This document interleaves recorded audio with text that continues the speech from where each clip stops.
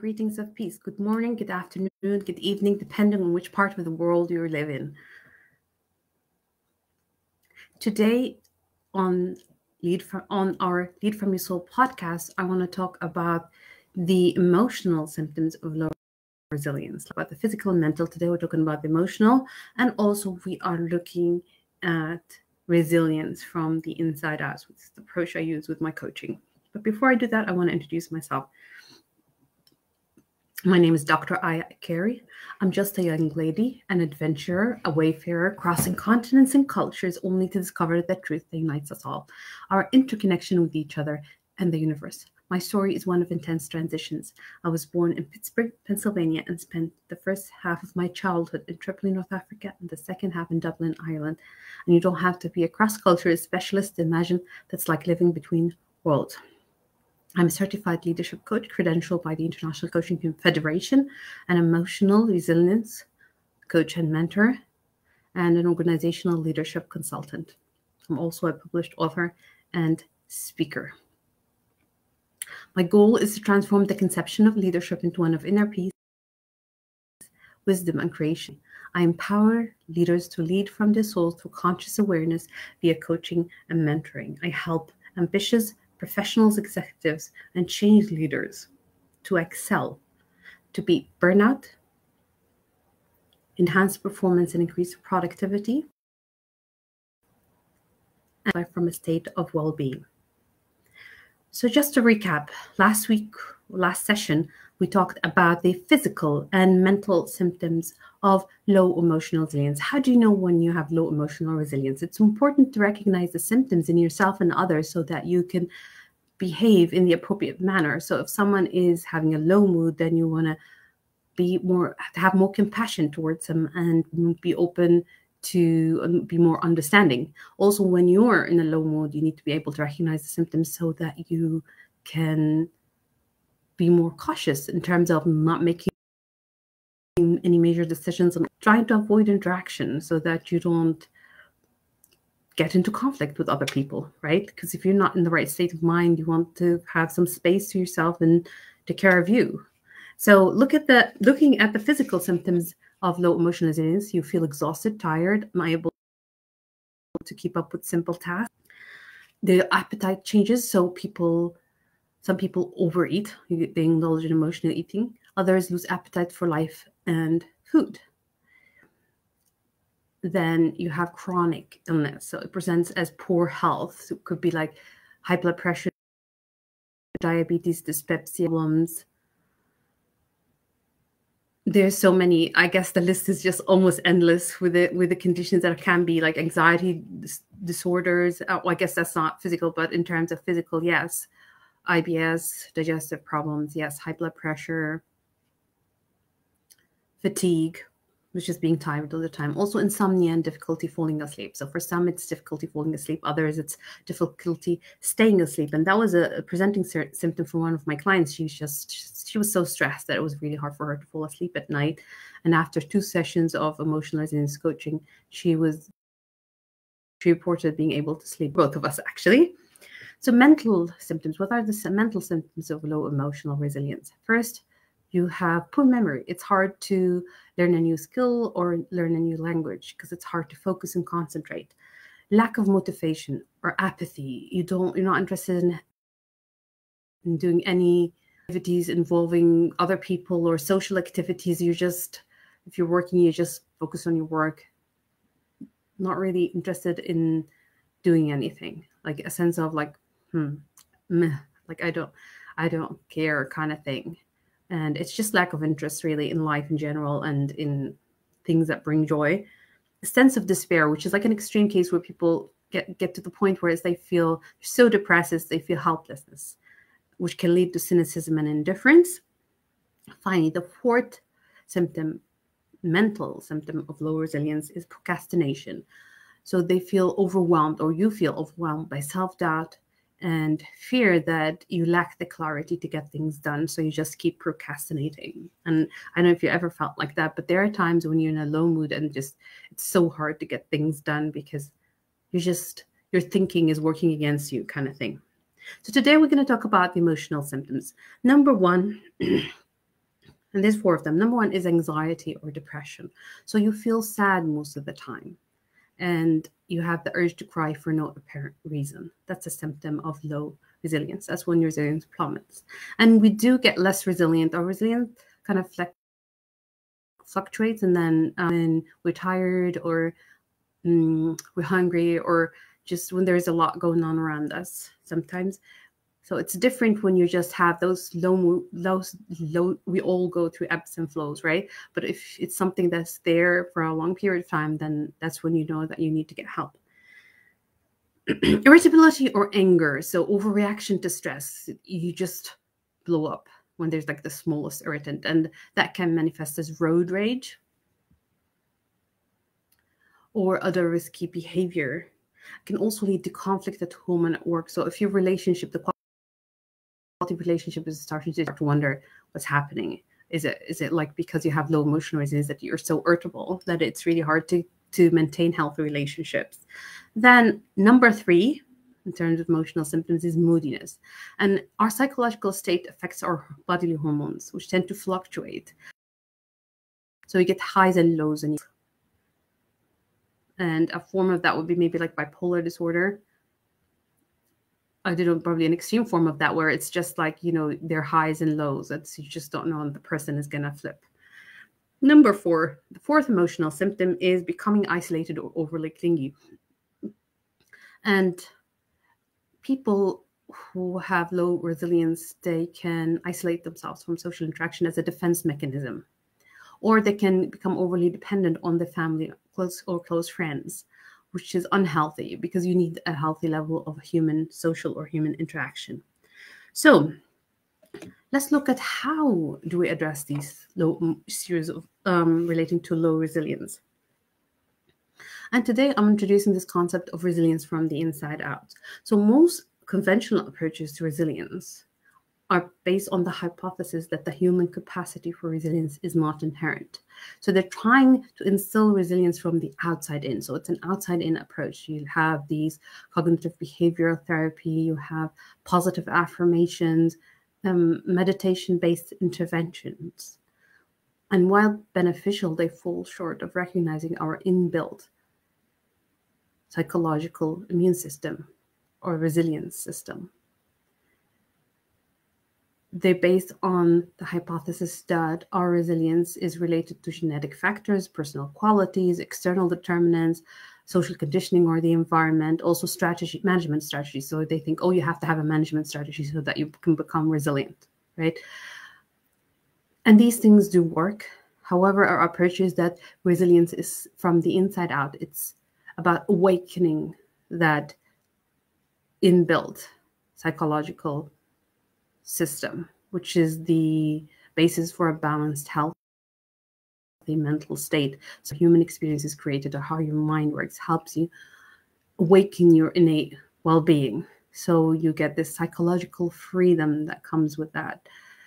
And most of the other coping strategies or technique, they pale in comparison to built psychological system or psychological immune system, because the coping mechanism, there's considerable effort involved, and the outcome or the relief is short-lived and tends to have drawbacks. So, I've heard of somebody that was working on himself a day because they felt like your emotional well-being or your resilience is mental, emotional, and spiritual is out there for you to earn. And therefore, we worked really hard to earn it. But understanding that it's within you, everything you need, the answers to what you seek are within you. So this understanding of this idea of the fitra, which is an Arabic word that describes the state of purity and innocence every child is born with. So just awakening that fitra, that state of well-being we're born with. So it's something that's within us that gets covered over the years from misconceptions, from media messages, from misunderstandings of parents, teachers, and caregivers, from just the general messaging in society. And then it gets covered over, and we think that we are broken, or that we need fixing, or that we need to earn our well-being, when in reality it's all within us, and that we are born whole, right? So that you're born whole, you always have been, always will be, right? So let's look at the statistics on this understanding of human nature of a human experience, understanding how your mind works. So I'm going to share my screen here if I can. Share screen. And there. Tell me if you can see it. I'm going to turn on the chat. So look at, this is the understanding that we use for the emotional, or backed by 40 years of research, which proves that it's life-changing. So in the community, research has shown that there's a 74% reduction in assaults, 62% reduction in violent crime, 100% reduction in homicides, and 60%. So I'm going to look here over the mental health, because we were discussing about the psycho-emotional symptoms today. So 91% of the participants reported being significantly more in control of their behavior, thoughts, and feelings, which is a significant number. It's a large number. 75% reported being, and 82%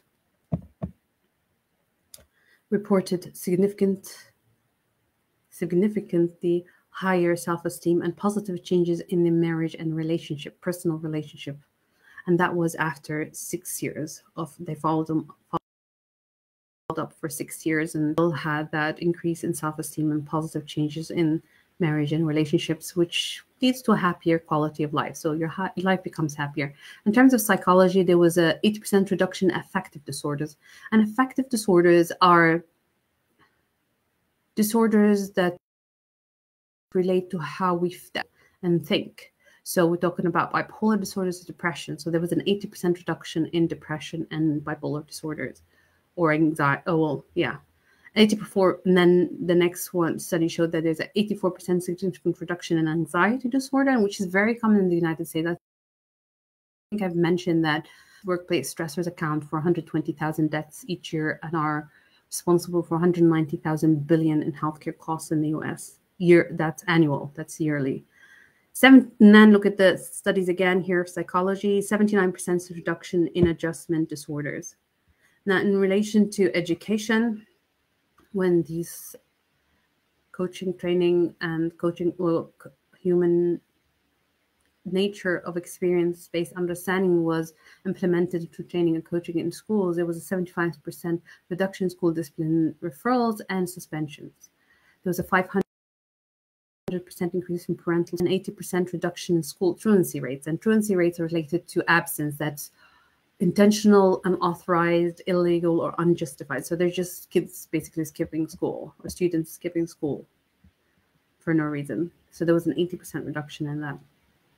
So you can see this shows the quality of,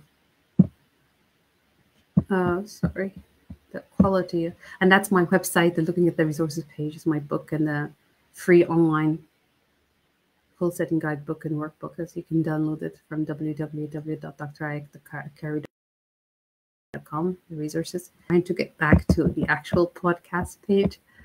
So maybe I can click out of this. Yeah. So that was the research. It's 40 years of research. There's a lot in there. Significant reduction, improvement in the quality of life, improvements in the community and education. So, I mean, it's pretty solid. So how's my approach different to emotional resilience coaching?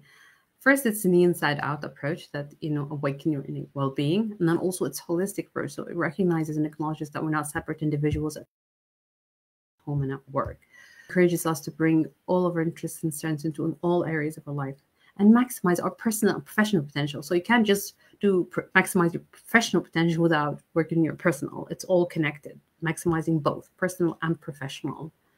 Because some people get, the organizations offer coaching to their employees. It's like, oh, we just want to improve their quality of work. But it's like you cannot separate the personal and professional life because it's one individual. So you have to work on both, basically. So holistic approach, inside out. And finally, is based on the premise that we are whole, always have been, and always will be. And it's just that you can't see it sometimes. And my job is to help you see it. And once you see it, You cannot unsee it. So today we're going to share a transformational story of someone, of a family, actually, a couple, and they have children. And we see how their life has been transformed by understanding how the mind works and finding the calm and clarity. So this lady called Karen, and she's a sensitive, kind, compassionate lady, always been the peacemaker in her family and everywhere. And her husband, it tends to be that opposite attract. So her husband was kind of more aggressive and more outspoken, and he had an anger issue. So her job was always to mediate the conflict in the family between her and her children. And then she got to the point where it felt like she had this realization that this is not working, that she's always under pressure, and this whole anger, always anticipating when the fight and fix it, that she developed this busy mind. That was her coping mechanism. And this busy mind kind of wears you out because you're always thinking, and that takes energy, it takes up time, and it can get to you. You can even present as physical symptoms, right? Like the physical symptoms of chronic stress. So she tried to speak up, muster the courage, and said, I just don't feel this does not feel right. This is not working. We have to change our relationship. And she actually mustered the courage to say that to her husband. He's like, what is wrong? I mean, everything is fine. We've been married for over 12 years. So she said, I want counseling. I think I want counseling or coaching, trying to work on herself, better herself. So he said, maybe you can go because I don't feel like I need it. So she decided, okay, I'm going to work on myself. She goes and finds a counselor, and they talk about how her human experience is created, how her mind works, and then eventually, like, calm and clarity, connecting with her innate well-being and wisdom to see how she's showing up. So a lot of the time when you have problems, there's this nice quote by Stephen Chandler where he says, if there's a problem and you're the leader, you are the problem. The good news is, if you are the problem, you're the solution. So the leader of the family is the parents, right? Are the parents, I mean. And so part of the solution was her trying to work on herself and see how she was contributing to the dynamic of the relationships. Because a lot of the time when we have conflict, then there is a dynamic there, and we get stuck in that dynamic. And then to break free from that cycle, it's like we need to transform ourselves, develop a better way of looking at things. And there is this premise that, with this inside out understanding, that no event, no matter how traumatic, cannot be overcome through looking at it or experiencing it from a higher level of consciousness. So that comes the point of developing that higher level of understanding or higher level of consciousness. So she goes to the counselor, starts to develop a calm mind. She's showing up better in the relationship. She's able to speak up. And as a result, the fact that she's showing up better, that her husband starts to change. So he's not as angry before. It's almost like when you transform your life, when you understanding, then it affects relationships in your life. So other people start to change because the dynamic has changed. You have changed. And he is more gentle. He's less likely to get angry. And when he does, he remembers, he kind of is reminded somehow, and he stops. And things work out. Until one day she comes home late from work, and she comes home. Her husband is very angry. One of the kids has left the house, and the other one is crying, is having a tantrum, and basically just blows up in her face. And intimidated by it, but the new her that transformed her was calm, just stood her ground, and she did not give in to the fear. So she's like, okay, this is part of, I'm not, this is not acceptable. I'm not okay with you taking out your anger. I know you're upset, but it's not okay for you to blame me and the kids and people around you for your anger. So he gets even extra angry. So he backs up and goes upstairs and packs his bags, and then leaves the house.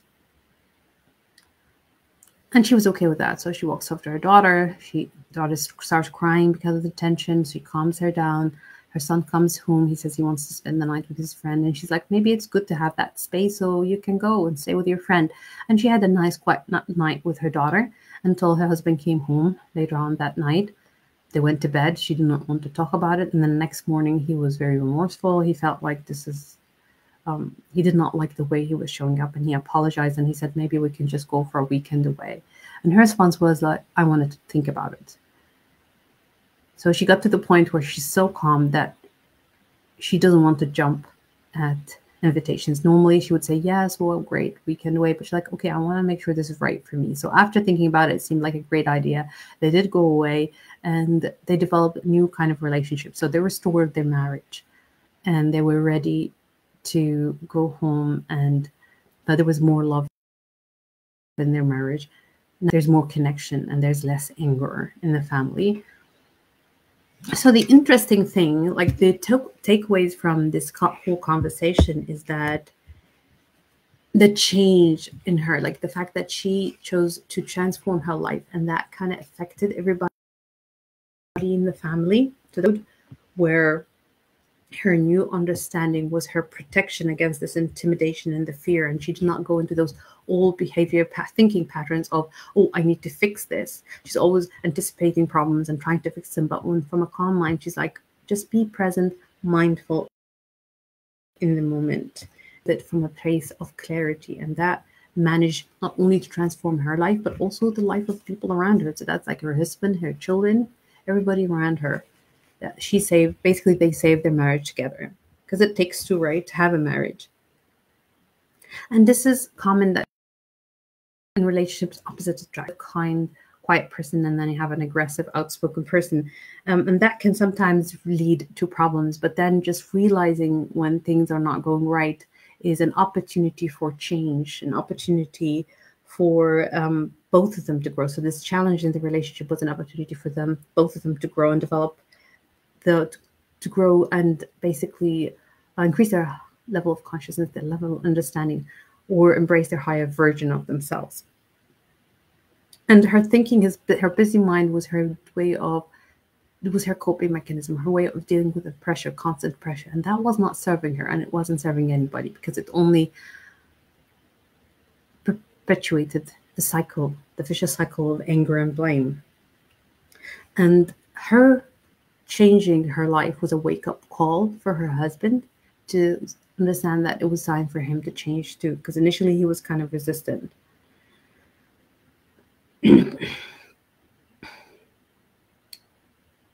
So he used his anger to cover up or hide his insecurity. And this busy mind she developed was her mechanism of dealing with his anger. And somehow they lost the love in the relationship, because it just turned into a vicious cycle and their life was just not calm. They didn't have a good quality of life. But then when you regain your bearings, you awaken your innate well-being, you discover a new sense of being in the world, a new strength and resolve. So she was no longer hostage to the fear, and she'll make a difference in her life and in her relationship.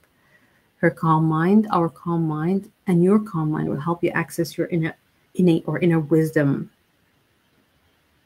And for us to evolve in relationship, whether with a spouse or a parent or a friend, we need to access that inner strength, that inner clarity. So trust in the power of a calm mind, because with a calm mind, you'll understand, you'll know how to show up in the moment. You don't have to rehearse it. You don't have to fear anything, because you know that you are going to be able to access that fitra, that innate well-being, that state of clarity. Thank you for your time. Again, this is Dr. Aya Akari, leadership and emotional resilience coach and mentor. You can reach out. I would love to hear your feedback and your takeaways. You can reach out to me on my social media platform, Dr. Aya Akari, my website, www.drayakari.com. You can download my free goal setting workbook and guidebook and sign up for my book, Lead from Your Soul, the 4 World Views of Inspiring Leaders. I'd love to hear your takeaway. How's it going? Did these emotional, physical, and mental symptoms of low emotional resilience resonate with you? Are you experiencing any of them? How's it showing up in your relationship, in your marriage, in your relationship with your kids, on your family, or your parents, or your friends, at work? What's it like? What are you like at work? Are you irritable? Are you relaxed? Are you leading your life, or is your life leading you? Are you leading your life from a place of calm, clarity, and wisdom, or are you just blindly wandering blindly and aimlessly through life? I'd love to hear from you. Please connect with me, comment, share, and like if you're on YouTube. And I would love to connect with you and let you know more about how I can help you. Thank you and have a wonderful rest of your day.